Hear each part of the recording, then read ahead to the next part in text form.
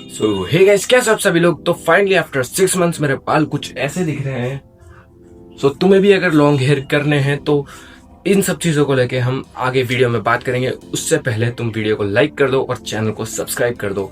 So guys, अगर तुम्हें भी लॉन्ग हेयर करने हैं तो इनमें तुम्हें मिनिमम 6 मंथ तो लगेंगे ही। उससे कम समय भी लग सकता है, बिकॉज डिपेंड करता है कि तुम्हारे बाल कितने जल्दी लंबे होते हैं, तुम्हारे बाल कितने घने हैं और तुम्हारे जीन्स कितने अच्छे हैं। तो इनमें तुम्हें कम टाइम भी लग सकता है, 4 मंथ भी लग सकते हैं, 5 मंथ भी लग सकते हैं। और जिनके मेरे जैसे बाल हैं, मतलब मेरे टाइप के बाल हैं, उनको 6 मंथ 7 मंथ भी लग सकते हैं। तो अब हम बात करेंगे कि तुम्हें अगर लॉन्ग हेयर करने हैं तो उससे पहले तुम्हें कौन सा कट कराना पड़ेगा जिसके कारण तुम्हारे बाल बड़े होने बाद अच्छे लगे। तो बाल बढ़ाने हैं अगर तुम्हें, तो तुम्हें उससे पहले बस कट कराना पड़ेगा जिसके कारण तुम्हारे बाल इक्वली लंबे हो सब तरफ से। और एक परफेक्ट लेंथ में तुम्हारे बाल आने के बाद तुम्हें मुलेट करा लेना है। मतलब उस समय तुम्हारे ज़्यादा बड़े नहीं होने चाहिए जितने अभी मेरे हैं, नॉर्मल लेंथ होनी चाहिए बालों की।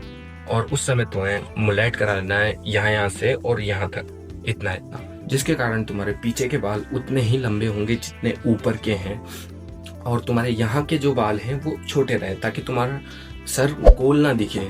बहुत लोगों के साथ लॉन्ग हेयर करने में ये प्रॉब्लम आती है कि तुम अपने बालों में हाथ डाल रहे हो और तुम्हारे हाथों में 2-3 बाल ऐसे ही टूट जा रहे हैं, और तुम कॉम्ब कर रहे हो तो कॉम्ब से भी 2-3 बाल ऐसे ही टूट जा रहे हैं। तो ये नॉर्मल है, दिन में तुम्हारे 50 to 60 बाल टूटना नॉर्मल है, इससे तुम गंजे नहीं होगे।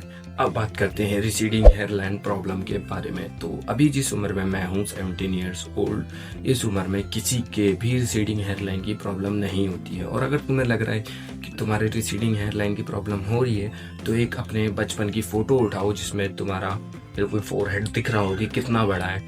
तो मेरा तो फोरहेड बहुत बड़ा है और बचपन से मेरा इतना है, और अगर तुम्हारा भी इतना ही होगा जितना कि अभी है तुम्हारा, तो तुम्हें रिसीडिंग हेयरलाइन की प्रॉब्लम नहीं है। सो अगर तुम्हें रिसीडिंग हेयरलाइन हो रही है तो उसे स्टॉप करने के लिए तुम्हें यूज़ करना है ऑनियन जूस, जिसके लिए तुम्हें ऑनियन को ग्राइंड करना है और उसका जूस निकालना है और उसमें कोई भी कोकोनट ऑयल डाल के और उसे मिक्स करके तुम अपने हेयरलाइन पे लगा सकते हो। मेरी हेयरलाइन देख सकते हो, मेरे यहाँ पे हेयर बेबी हेयर्स हैं जो कि उसी से आए हैं। सो इससे तुम्हारी हेयरलाइन रिकवर हो जाएगी और इसे तुम्हें महीने में 2-3 बार यूज करना है। सो अब बात करते हैं कि तुम्हें अपने बालों में हेयर ऑयल कब कब यूज करना है। तुम्हें अपने बालों में हेयर ऑयल रोज यूज नहीं करना है, उससे तुम्हारे बालों की हेयर ग्रोथ ज़्यादा नहीं होगी, उसी स्पीड से होगी जिस स्पीड से तुम बिना हेयर ऑयल के भी होती है। तो तुम्हें हेयर ऑयल हफ्ते में 1 बार यूज करना है, जो कि तुम रात को सोने से पहले हेयर मसाज कर सकते हो ऑयल से। और सुबह उठ के तुम कोई भी मतलब एंटी डैंड्रफ शैम्पू से या फिर जो भी तुम शैम्पू यूज़ करते हो उससे तुम्हें अपने बाल धो लेने हैं। तो अब बात करते हैं हेयर बैंड के बारे में। तो कुछ लोगों को लगता है कि अगर तुम हेयर बैंड ज़्यादा यूज़ करोगे तो उससे तुम्हारे बाल झड़ेंगे और तुम्हारी हेयर लाइन पीछे जाएगी। तो ऐसा नहीं है। अगर तुम हेयर बैंड यूज़ भी कर रहे हो तो तुम ये वाला हेयर बैंड यूज़ कर सकते हो जिसका ऐसा सिक्सैक हो।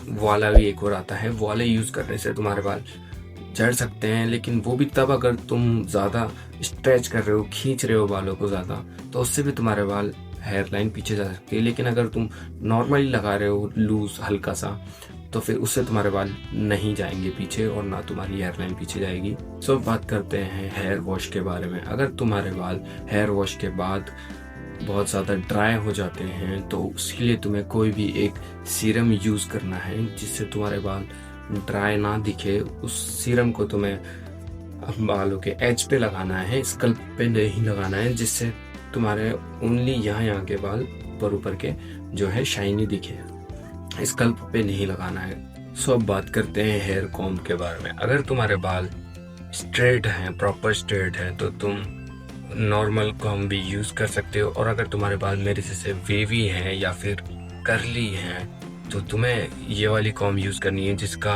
जो इनके बीच में गैप होता है वो ज़्यादा होता है, तो उससे तुम आसानी से अपने बाल कॉम्ब कर सकते हो, उससे तुम्हारे बाल टूटेंगे भी नहीं।